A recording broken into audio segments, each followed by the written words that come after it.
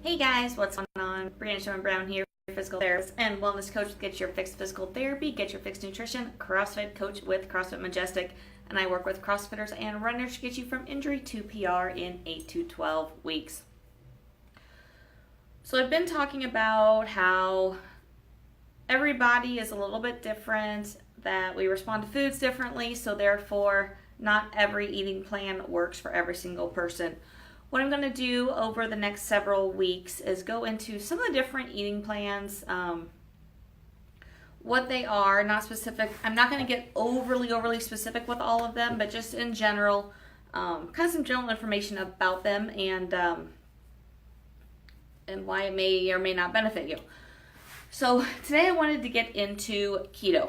It's one that's been getting a lot more, I don't know if popular is the right word, but a lot more recognition in a lot of different communities as far as athletic populations, CrossFit runners. A lot of people are starting to utilize this for weight loss, and I just wanted to dive into what it is a little bit and if it may or may not be good for you, just for your lifestyle.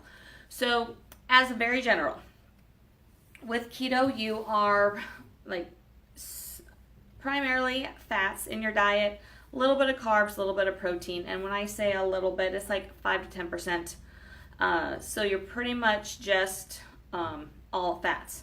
With that said, there's a good way and a bad way to go about this. You can do it in the very healthy way, or the healthier way, which is eating the healthy fats. Or you can do it in a very unhealthy way and just, kind of eat whatever fats you want. And ultimately, I don't feel that's the best way to go about it. If you're going to do a keto, if you want to do keto, then ultimately you need to be eating those healthy fats, because those are the ones that burn better in your body in general and are just healthier for you naturally. One thing with keto is it takes a little bit of time to get your body fat adapted. So basically what this does is we convert our body learns how to burn fat for fuel rather than carbohydrates for fuel or glucose for fuel. And so by transitioning yourself there, sometimes the body doesn't like it for a little bit. We get this thing called a keto flu. Just kind of makes us feel sick for a couple days.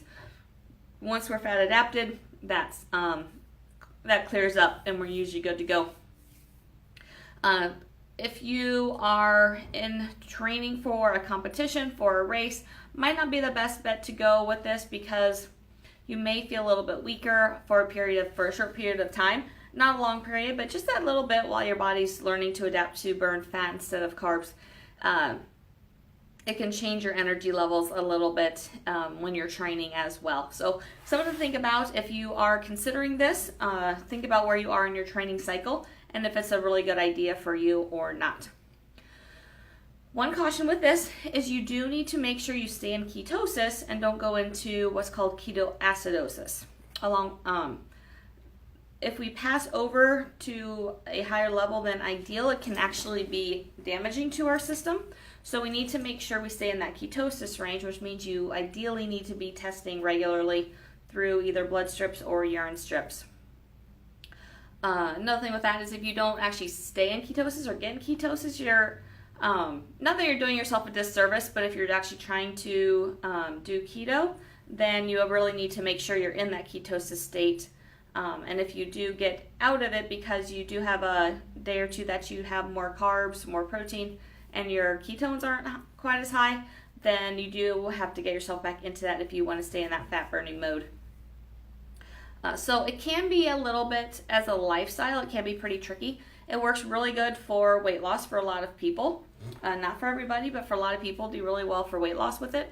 And it's just a matter of, can you maintain that lifestyle, or is it something that from there you need to transition to something that's a little bit more doable for a lifestyle. I know people that have been on this for years and it works great for them and they do great with it. So it just depends on what works for you and your lifestyle essentially with this, and if your body tolerates it. Me personally, it doesn't, so it's not something that I do. I'm not against it, it's just my body doesn't like it. So that's my 2 cents for you on keto. I know some of you who follow me are keto, so any other information you can put on here for people, that would be fabulous. I would appreciate that. And if you have any specific questions, feel free to reach out to me personally through Facebook Messenger. I'd be happy to have a conversation with you. So hope you're having an amazing day. I'll talk to you later. Bye.